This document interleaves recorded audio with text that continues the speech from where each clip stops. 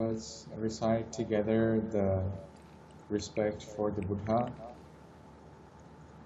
Namo tassa bhagavato arahato samma sambuddhassa. Namo tassa bhagavato arahato samma sambuddhassa. Namo tassa bhagavato arahato samma sambuddhassa. All right. Yeah.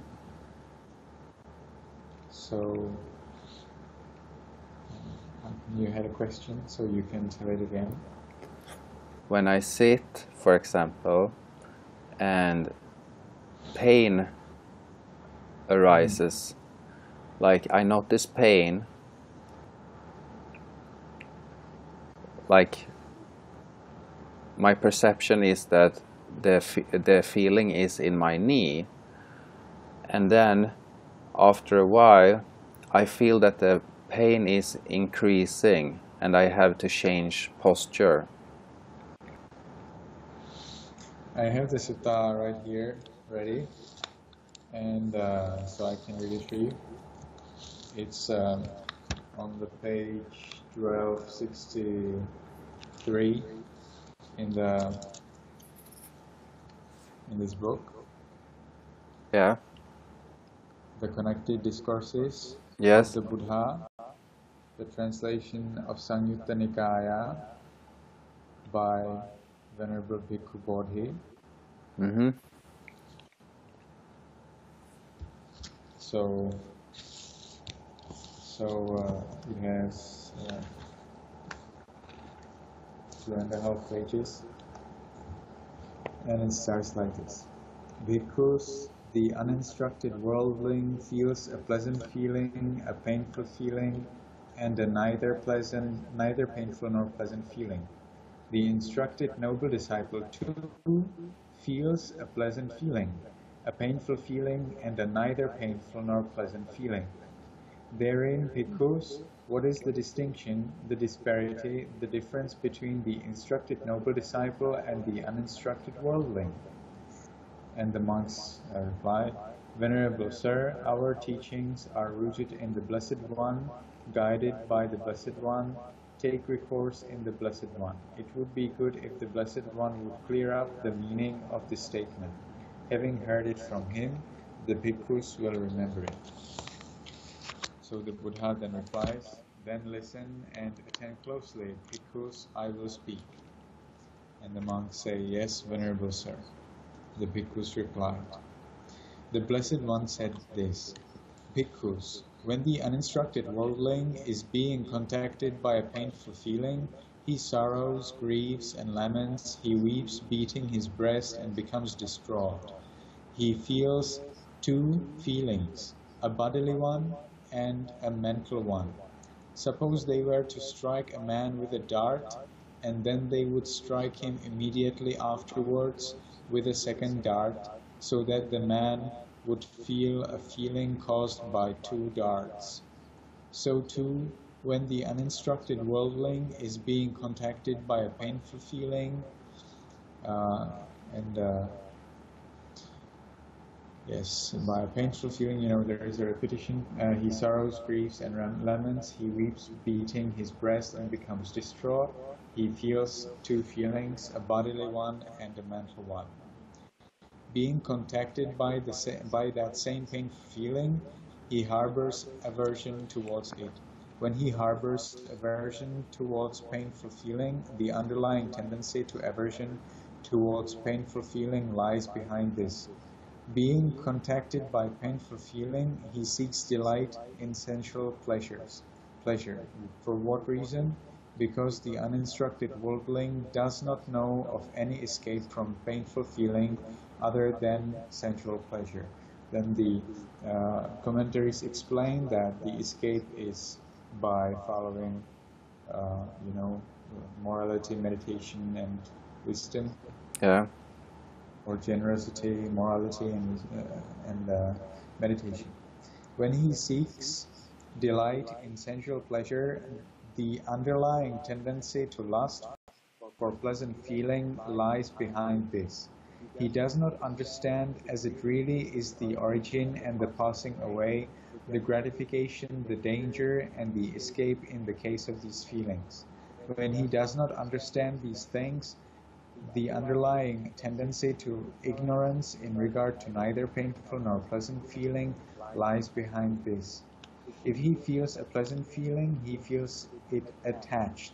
If he feels a painful feeling, he feels it attached. If he feels a neither painful nor pleasant feeling, he feels it attached. This bhikkhus is called an uninstructed worldling who is attached to birth, aging, and death, who is attached to sorrow, lamentation, pain, displeasure, and despair, who is attached to suffering, I say. Bhikkhus, when the instructed noble disciple is contacted by a painful feeling, he does not sorrow, grieve, or lament, he does not weep, beating his breast and become distraught. He feels one feeling, a bodily one, not a mental one. Suppose they were to strike a man with a dart, but they would not strike him immediately afterwards with a second dart, so that the man would feel a feeling caused by one dart only. So too, when the instructed noble disciple is contacted by a painful feeling, uh, by a painful feeling, he does not sorrow, grieve, or lament, he does not weep, beating his breast and become distraught. He feels one feeling, a bodily one, not a mental one. Being contacted by that same painful feeling, he harbors no aversion towards it. Since he harbors no aversion towards painful feeling, the underlying tendency to aversion towards painful feeling does not lie behind this. Being contacted by painful feeling, he does not seek delight in sensual pleasure. For what reason? Because the instructed noble disciple knows of an escape from painful feeling other than sensual pleasure. Since he does not seek delight in sensual pleasure, the underlying tendency to lust for pleasant feeling does not lie behind this. He understands as it really is the origin and the passing away, the gratification, the danger, and the escape in the case of these feelings. Since he understands these feelings, these things, the underlying tendency to ignorance in regard to neither painful nor pleasant feeling does not lie behind this. If he feels a pleasant feeling, he feels it detached. If he feels a painful feeling, he feels it detached. If he feels a neither painful nor pleasant feeling, he feels it detached. This bhikkhus is called a noble disciple who is detached from birth, aging, and death, who is detached from sorrow, lamentation, pain, displeasure, and despair, who is detached from suffering, I say. This bhikkhus is the distinction, the disparity, the difference between the instructed noble disciple and the uninstructed worldling. And then there is a little poem.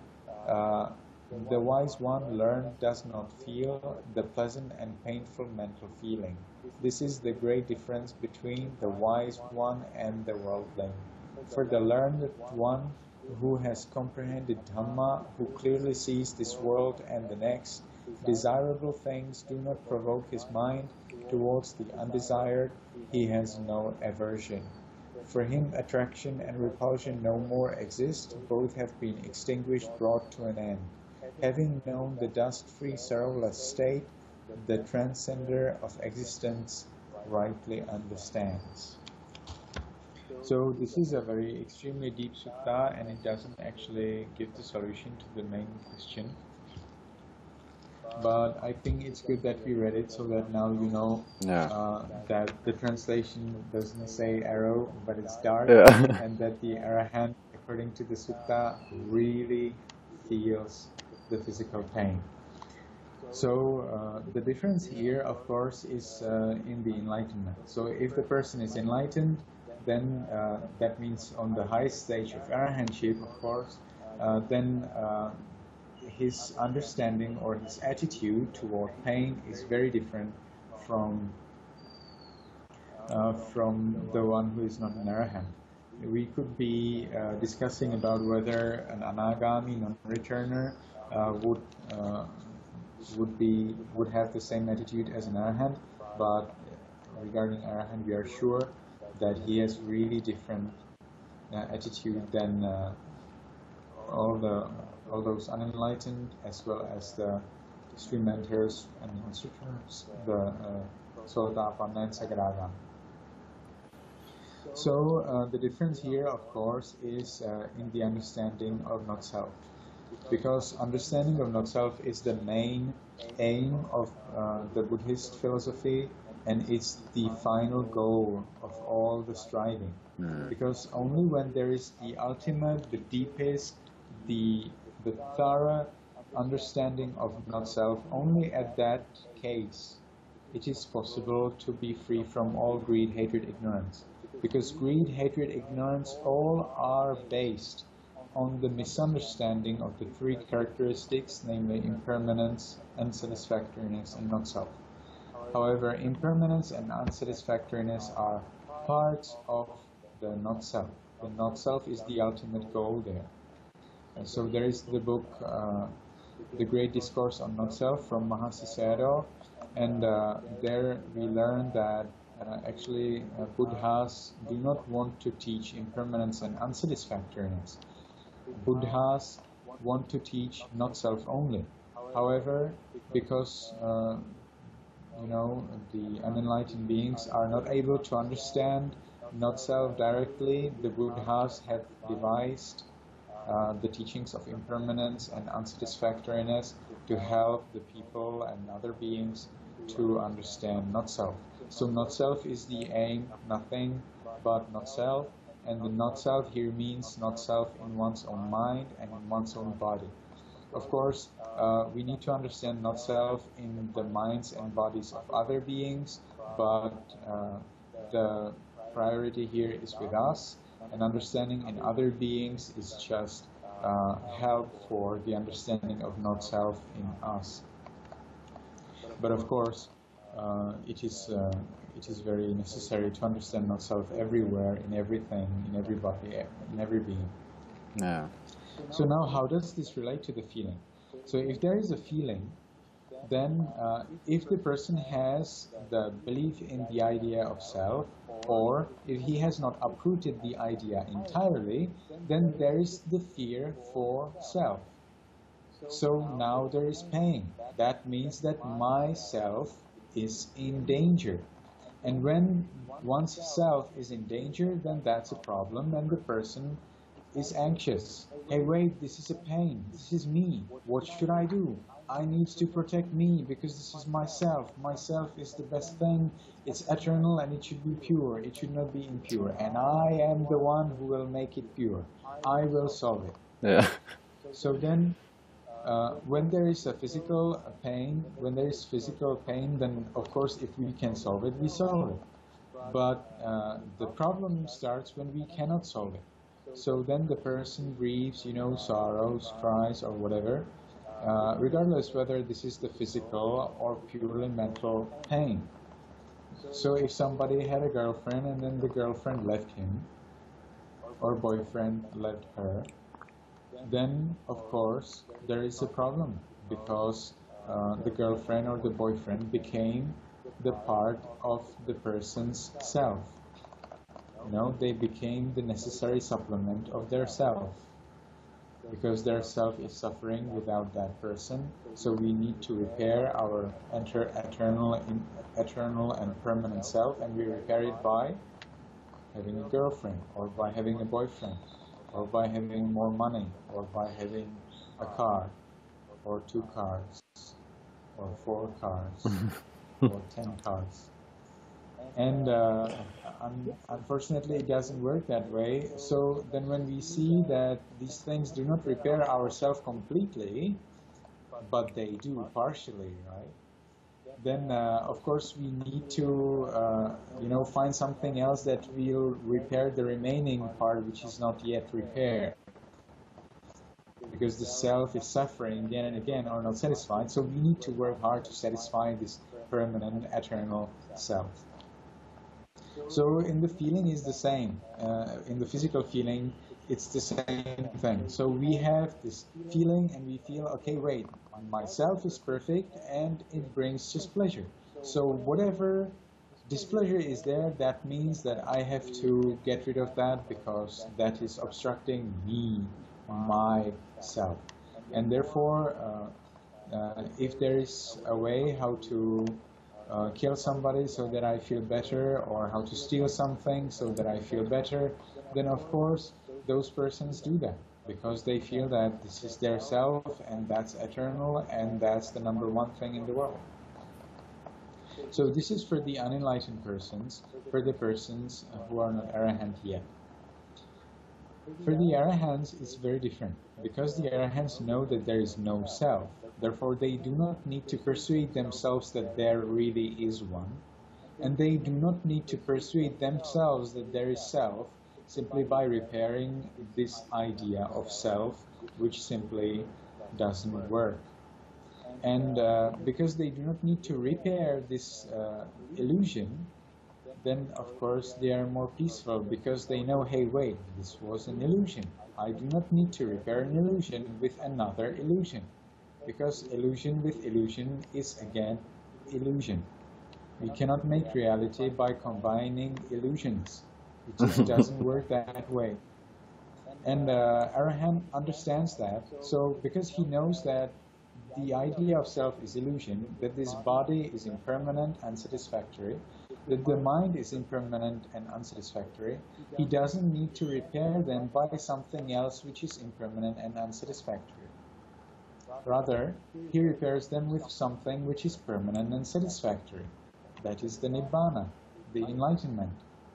So what does it mean, enlightenment? Enlightenment means the freedom from clinging, freedom from attachment, the wisdom, the very wisdom which cuts off the attachment to the illusion, is the remedy for the mental displeasure. Because mental displeasure arises only because of this clinging and craving, only because of this delusion that I am, I should be. So that's what is so different between the Arahant and the others, because the Arahant doesn't have this idea of self to care for. Therefore, if he has pain, he knows, yes, this is physical pain and that's the way it is. It arises and it passes.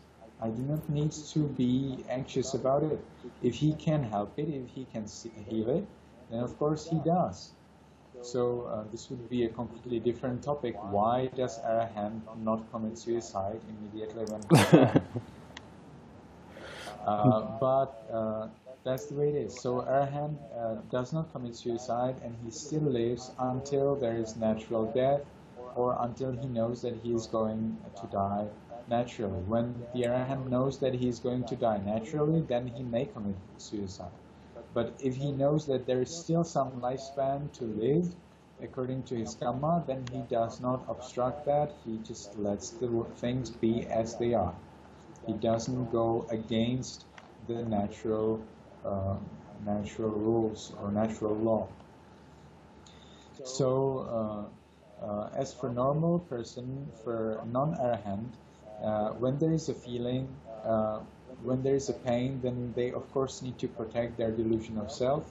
So if that protection of the delusion of self is difficult, then of course they suffer, because they want to do it, but it's not possible. So how does suffering arise? When our expectations are not fulfilled. So there are two explanations. One is conventional, which many yogis can experience, and one is ultimate. So in the conventional, you can think of water, flowing from a water tap. I think I've told you the simile before. We can imagine water flowing from water tap, and it may resemble a crystal stick. Then somebody may come and they may say, okay, so this is a crystal stick, and if I sell it in a market, then I will get a lot of money. So they will come and they will think, okay, this is a crystal stick, let me take it. Then they try to grab it with their hand. So as they try to grab it with their hand, then unfortunately they realize that they had nothing because it was just water.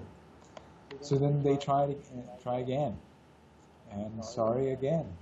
So they try again and again and again and again, and they can try like this, whole day or whole week or whole month or whole life, and unfortunately no crystal stick in their hand. So would we wonder about that? Absolutely not. We would think, why does he try to get water in his hand? It will not be possible. Why does he think that there is a crystal stick if it's just a flow of water? Well, we will think that he is a foolish man because we understand that there is no crystal stick. But when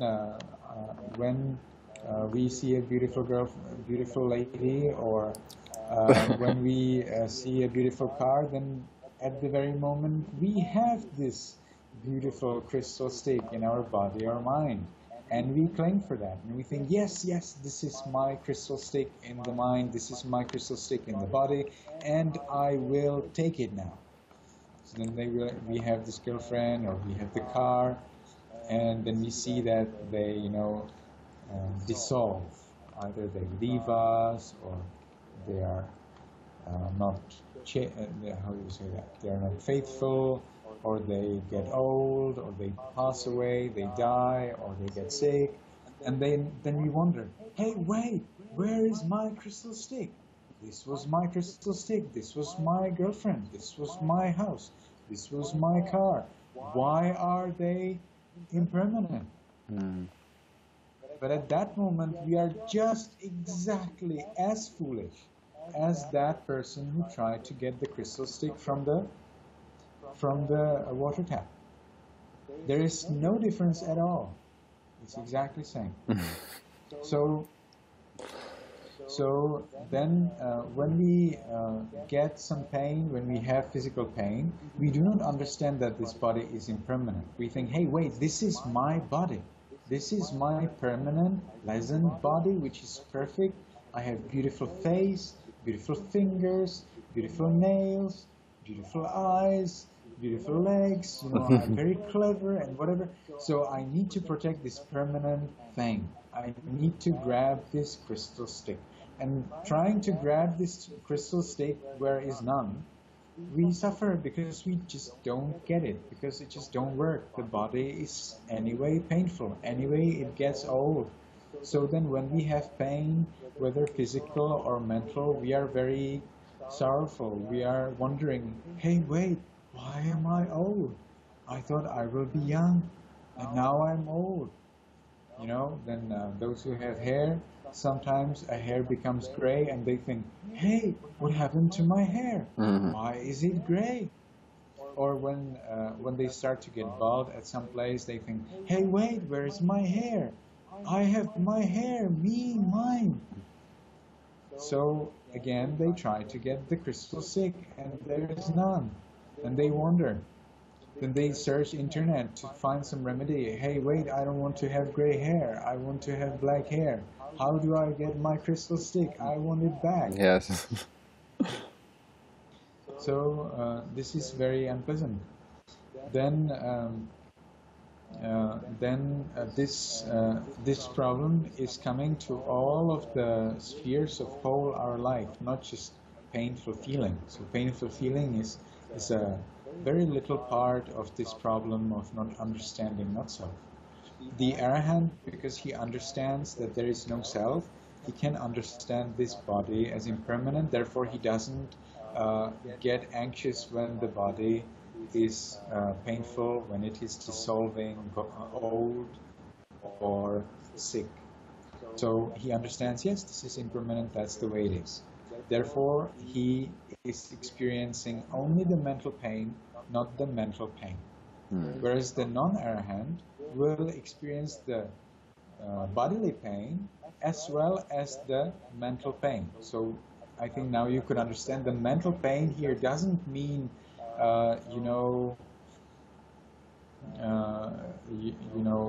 just pain which is caused by brain or whatever like that. In this case, mental pain means pain caused by craving for that which doesn't exist, expecting something that cannot happen. So this is how the pain arises in the mind. Now this was all the conventional explanation. So I have promised that I will give you an ultimate one. So in the ultimate sense, how does it work? In the ultimate sense, the mind is arising and passing every moment. Passing means perishing. Arising means appearing. So there is a moment of mind which appears and then it perishes. Then there is absolutely new one which arises, appears, and then it perishes. It's no more. We cannot get it back. So of course we want to get them back. Some things we want to get them back, but it's not possible. So one moment arises and then it perishes, and then a new one arises and it perishes. So it's no more possible to get a past thing. So there is no evidence, no mention of a time machine in Buddhism or in Buddhist scriptures or in Buddhist philosophy, whether past or modern explanation. None. Zero. No time machine. Sorry about that. Everything that we could make as a time machine would be reproduction of the past into the present. And because it's a reproduction through our skills, then because we are not perfect, then of course the reproduction is not perfect. So it's like when you're making a drama based on some historical issue, then of course the drama is not the real historical issue. There will be always some deficiencies. For example, that it's in the theater, so there are no true dying people, or that if you go outside of the theater, it's not the battleground anymore. So here we see that anything that happened in the past, it's finished, it's gone, and we cannot get it anymore. Making things simultaneously or disappearing and appearing something somewhere else, of course that is possible. But going to the past in the way as the time machine theories are trying to persuade us, that is not mentioned in any of the Buddhist scriptures. So even if it is true, the Buddhist theory doesn't know it, and practice too. Okay, so in the ultimate sense, the mind is arising and passing. And there are various kinds of mind. Now, there is also one layer of mind which is like underlying force for these arisings and passings, or appearances and perishings. And that underlying force is the force of ignorance, of not understanding the Four Noble Truths. So that's called in Pali avidya. A means not, vidya means knowledge. So it's non-knowledge. So not understanding the Four Noble Truths, or in concise form, not understanding the not-self, is the very force for these arisings and passings of somebody who is not enlightened. Because as he doesn't understand not-self, then of course these arisings and passings, these appearings and perishings are based on craving. They are based on greed, hatred, ignorance in various levels. So even a little idea that let me have an ice cream today, that already is greed. So greed doesn't mean piling up hundreds of Mercedeses. Greed here means whatever we want that is not necessary for survival, and whatever we want that is in excess, then that would be necessary for survival, or that would be substantiated by some merit or some good deed. But hatred itself also is very large scale. So we can have fear, and fear also is understood as a portion, as a certain kind of hatred. In other words, hatred here means resentment.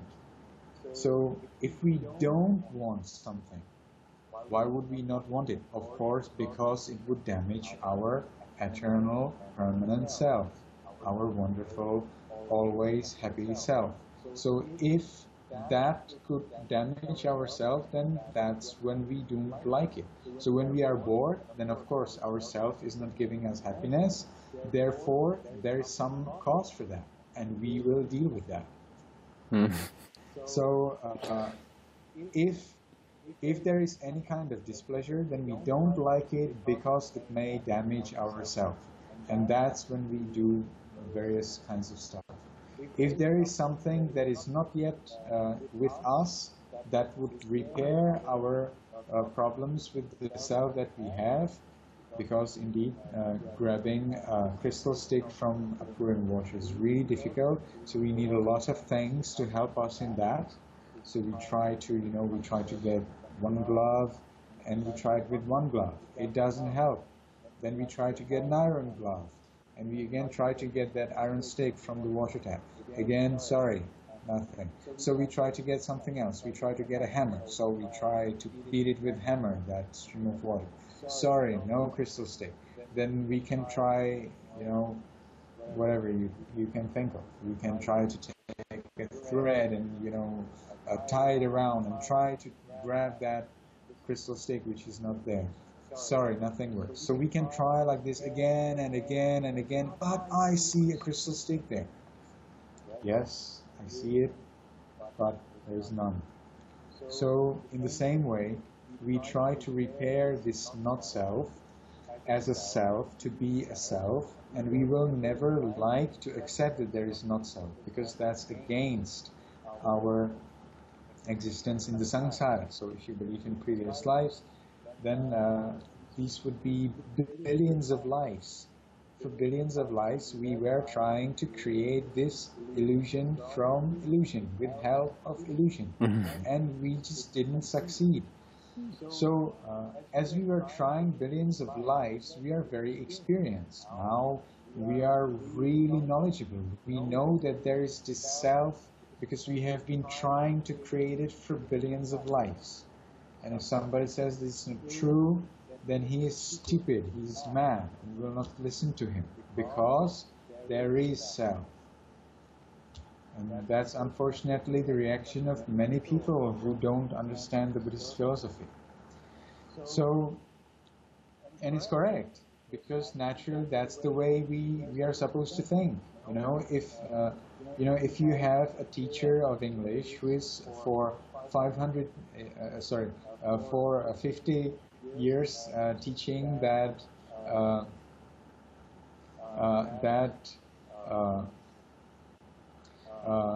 busy, when you are not free, that the word busi is read bussy.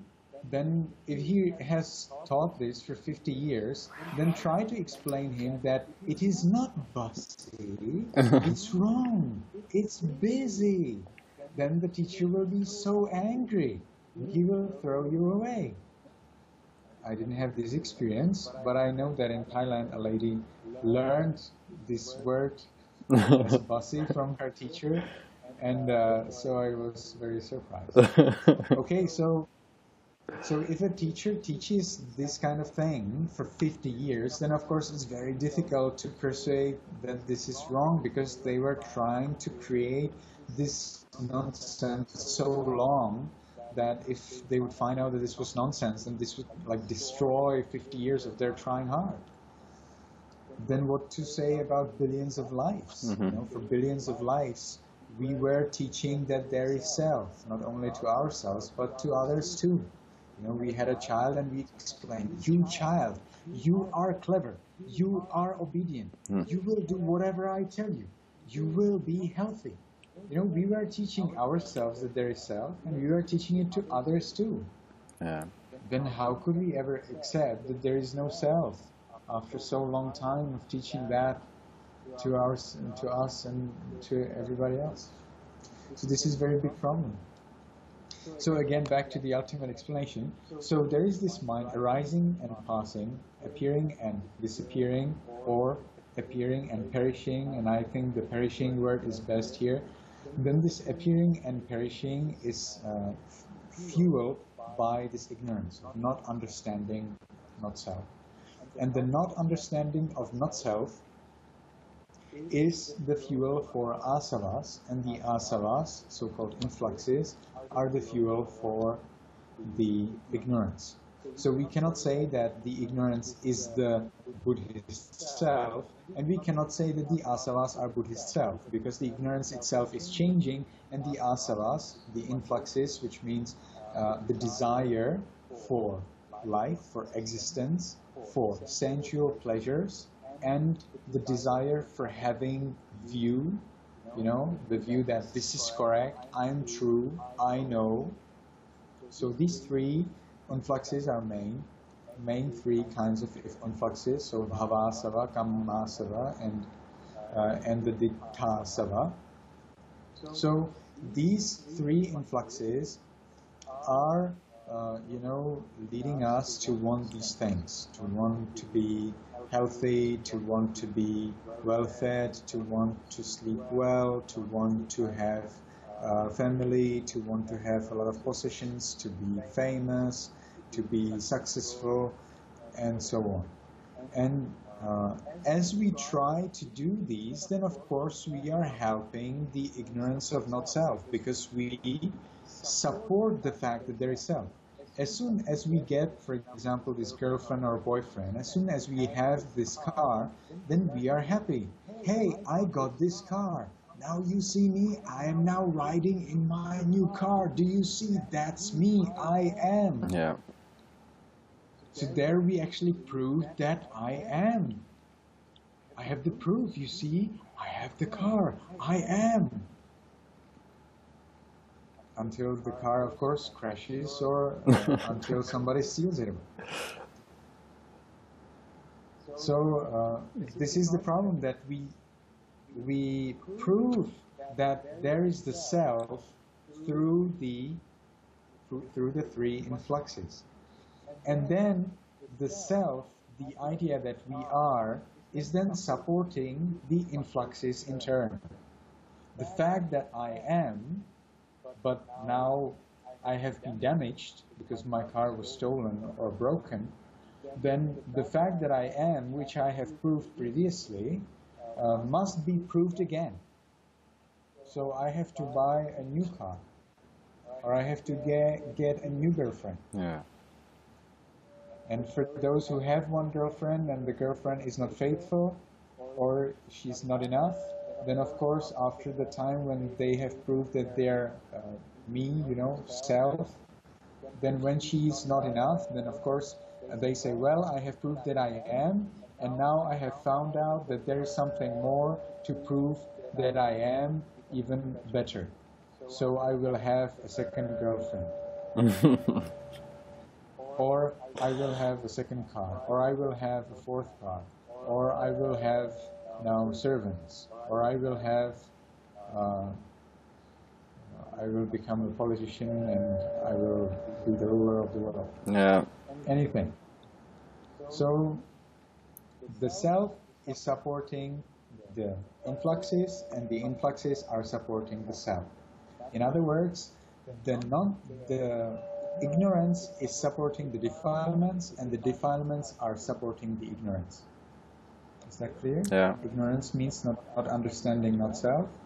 So not understanding not self, belief in self, is supporting defilements of greed, hatred, ignorance, and then greed, hatred, ignorance in turn supports the belief in self.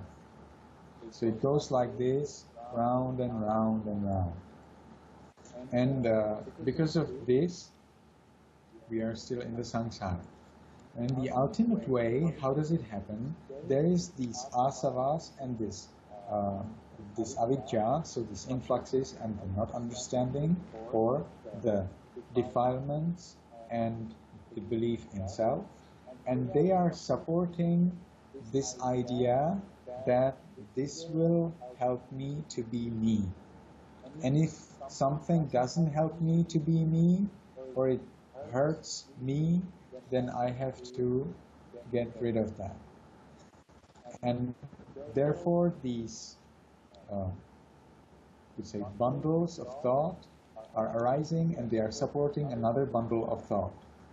So the mental impulses, which are based on on the belief in self or in the defilements, they are supporting another mental impulses which are then following that command, which are then trying to support the idea. And then those impulses then support another mind impulses, and those then support another mind impulses. There is always only one mind at a time, only one moment at a time, and that just arises and perishes. But because they arise very quickly and because they are connected by so-called conditionality, because they are conditioning, their condition and effect, then that's how this happens. So there is a condition of the ignorance, and the effect is the defilements. And then there is the defilements then become the condition, and the ignorance then is supported. Therefore, it also becomes an effect. And this is how ultimately it works, that we suffer, because we, continue in following these defilements and the ignorance. And because they simply don't turn out well, we really don't get the crystal stick, we don't get the permanent body, we don't get the permanent mind, we don't get the permanent feeling or permanent perceptions or permanent intentions or permanent consciousness. Then when we see we cannot get them, then of course there is the surprise that our expectation is not fulfilled, and because of that we are suffering mentally, because we are clinging for the self, and that clinging has not been fulfilled. So then the thoughts of suffering arises. So, wow, now myself is damaged, now I am doomed, I perish, I am not, how come?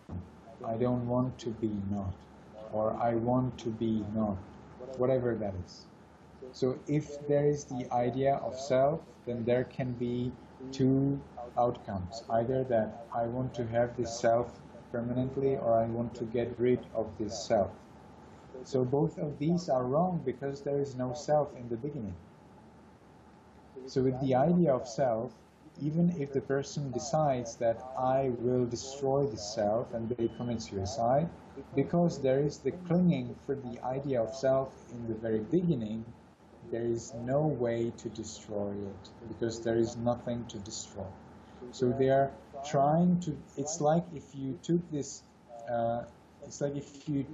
stream of water from the tap, and you thought, this crystal stick has caused me so much suffering because I couldn't grab it, that now I am going to destroy this crystal stick. And then you take a hammer and you start to beat that stream of water, and it doesn't disappear. Or you try to take a knife and you cut into that water stream, and it doesn't stop. Then what a wonder. In the same way,